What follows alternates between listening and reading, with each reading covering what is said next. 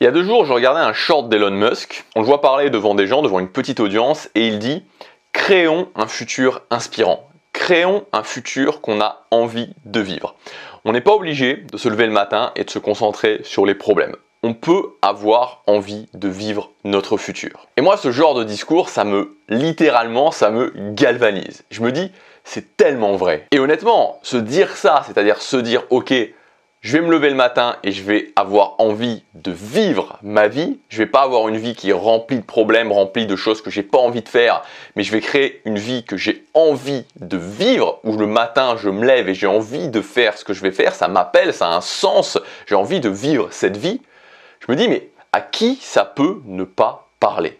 Et tu vois, depuis un petit peu plus de 10 ans, avec l'arrivée du Web 2.0 et notamment YouTube, il y a de plus en plus de partage YouTube, les réseaux sociaux, il y a de plus en plus de gens qui documentent, qui partagent leur parcours et on voit que c'est possible, on voit qu'il y a de plus en plus de gens, peu importe le domaine, peu importe comment ils l'ont fait, qui se sont dit, ok, j'ai plus envie de vivre une vie par défaut, une vie assignée, j'ai envie de créer la vie que j'ai envie de vivre et de me lever le matin et d'avoir envie de faire ce que je vais faire, tout simplement. Alors la vraie question, c'est le déclencheur. Pourquoi il y a des gens qui le font? Pourquoi il y a des gens qui se lancent là-dedans? Pourquoi qu'est-ce qui déclenche ça? Et je pense que c'est souvent une histoire de souffrance en fait. Certaines personnes vont moins accepter de subir leur vie que les autres. Peut-être que parfois c'est aussi une histoire de circonstances. Dans mon cas personnel, je t'en ai souvent parlé, pour moi quand je suis arrivé à 20 ans, c'était impossible de continuer comme ça. J'arrivais plus à me dire que j'allais continuer comme ça, vraiment littéralement, j'y arrivais plus. Et peut-être que c'est ton cas aujourd'hui, peut-être qu'aujourd'hui tu as envie de créer une vie qui t'inspire, t'as plus envie de continuer ta vie actuelle, t'as plus envie d'essayer, de te forcer à te convaincre que c'est pas possible de faire autrement. Parce qu'en fait, la réalité, c'est que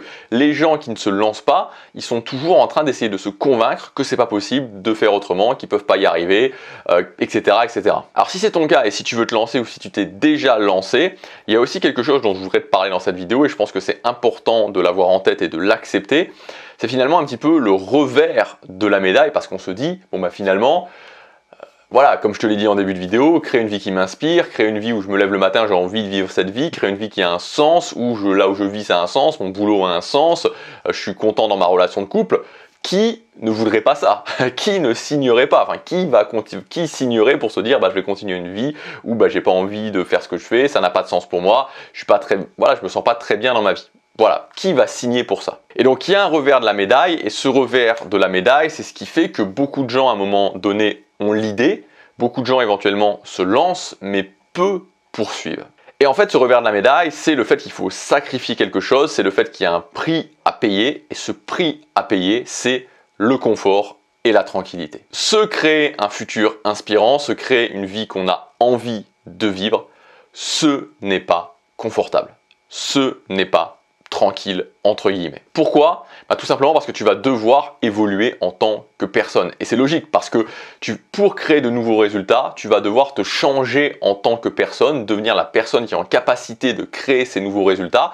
Et donc, ça va demander une transformation, un changement, et ça peut être difficile, ça peut être brutal, et c'est souvent inconfortable. Se fixer un objectif, avoir des difficultés, affronter du doute, affronter de la stagnation, affronter de la peur, c'est loin d'être tranquille. Ce qu'il faut bien retenir, c'est que dans la vie, tu as 2 états qui sont possibles. La progression, le fait de changer ma vie, qui est pas tranquille, qui est inconfortable, mais qui est satisfaisant. Et la stagnation, ou plutôt je devrais dire la stagnation qui mène finalement à une lente descente, parce qu'il n'y a pas de réelle stagnation selon moi, c'est plutôt une sorte de lente descente, qui est tranquille, qui est éventuellement confortable, mais qui est extrêmement frustrante. Alors après tu pourrais me dire évidemment, est-ce que c'est un jeu sans fin? C'est-à-dire que, finalement s'il y a 2 états et que quand je progresse pas je stagne, en tout cas je descends lentement et que donc je suis frustré à ce moment-là, ça veut dire que je dois tout le temps progresser.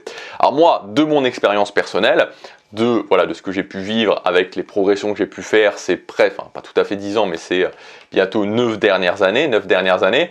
En fait, ce qui se passe, c'est que, au bout d'un moment, t'as accompli des choses, t'as de la réussite, et donc, ça crée une espèce de satisfaction générale, tu vois, ça crée une espèce de satisfaction sur laquelle tu peux te reposer. C'est-à-dire que si, tu vois, maintenant je m'arrêtais, je ne cherchais plus à progresser, je me dirais j'ai quand même réussi à faire ça, j'ai quand même réussi à faire ça, j'ai quand même réussi à faire ça. Et donc quelque part, ça contrebalance une certaine frustration. Mais je pense que si tu repasses dans cet état-là sur le long terme, si tu repassais dans cet état de stagnation sur le long terme, bah, la frustration gagnerait petit à petit du terrain. Parce que voilà, c'est comme ça, c'est les deux états qu'il y a dans la vie. Et en plus, bon, d'un autre côté, c'est-à-dire que quand tu as réussi des choses, tu te dis ensuite, bah, pourquoi ne pas continuer à réussir? Pourquoi ne pas aller chercher plus? Pourquoi ne pas atteindre mon plein potentiel? Donc voilà ce que je voulais vraiment te dire dans cette vidéo pour conclure, c'est que voilà, se créer une vie qu'on a envie de vivre, se créer une vie où on a envie de se lever le matin, c'est renoncer au confort, c'est renoncer à la tranquillité. Mais d'un autre côté, c'est aussi vivre une vie qui a un sens, vivre une vie qui nous rend fiers de nous. La satisfaction de vivre notre vie, de vivre cette vie, et probablement notre seule vie, comme elle doit être vécue en faisant des choses qui ont de l'importance, en allant chercher notre plein potentiel.